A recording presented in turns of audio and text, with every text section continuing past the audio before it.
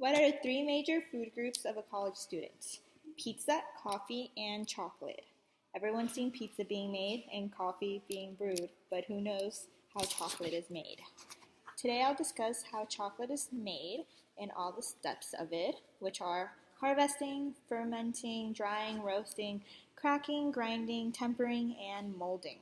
And the three types of chocolates that people like the most, which are dark, milk, and white, and also the health benefits of chocolate because of its antioxidants, the serotonin it produces for your brain, and the good minerals it has. The process begins with harvesting, which is the ripening of the cocoa pods, which are harvested twice a year. Cocoa pods are harvested differently in every region. The pods are always cut open, and the white pulp is scooped out. Not all cocoa harvested are created equal. Pods and pulp are placed in large wooden containers where the pulp ferments for about 5 to 7 days. In those 5 to 7 days, they are rotated so they evenly ferment. This is the first stage in developing the flavor of the chocolate. Farmers have the main impact on the quality of the finished chocolate. After fermentation, the beans are to be dried out by laying in a single layer in the sun.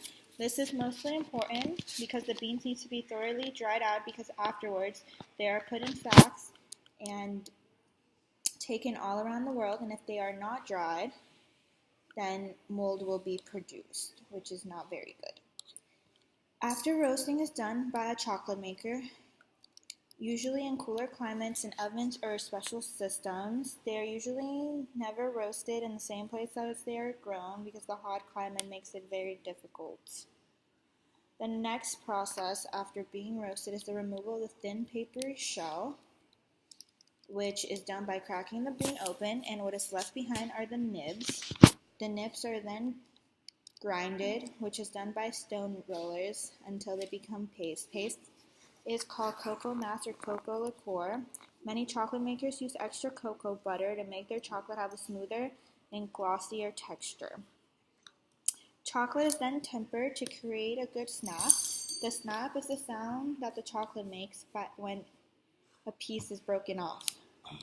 This is created by lowering and raising the temperature to form the right crystals. If the chocolate is cooled naturally, it would just be soft and crumbly and would not have the same texture or taste the same.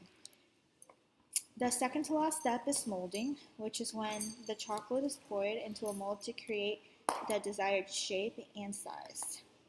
The very last step is the wrapping of the chocolate. Many companies have machines who wrap the chocolate for them, but other times people hand wrap them. It honestly depends on how big of a company it is. The three main types of chocolate are the dark, milk, and white. Dark chocolate contains chocolate liqueur, sugar, cocoa butter, vanilla, and no milk added. It has a stronger taste. Then milk chocolate has cocoa butter and chocolate liqueur. Milk chocolate also contains either condensed milk or dried milk solids. It is lighter in colors, and it's more difficult to temper properly because it overheats easily and burns. White chocolate gets its name from cocoa butter it contains, but does not contain any other chocolate liqueur or cocoa products. The health benefits of chocolate is that dark chocolate improves your mood by increasing production of endorphins, your brain releases more serotonin. The antioxidants reduces stress hormones and avoids the break of collagen. The flavonols in dark chocolate also help protect skin from damage due to the sun. Dark chocolate also helps restore minerals in teeth. Now that you know how chocolate is made and how good it tastes, who wants a chocolate bar?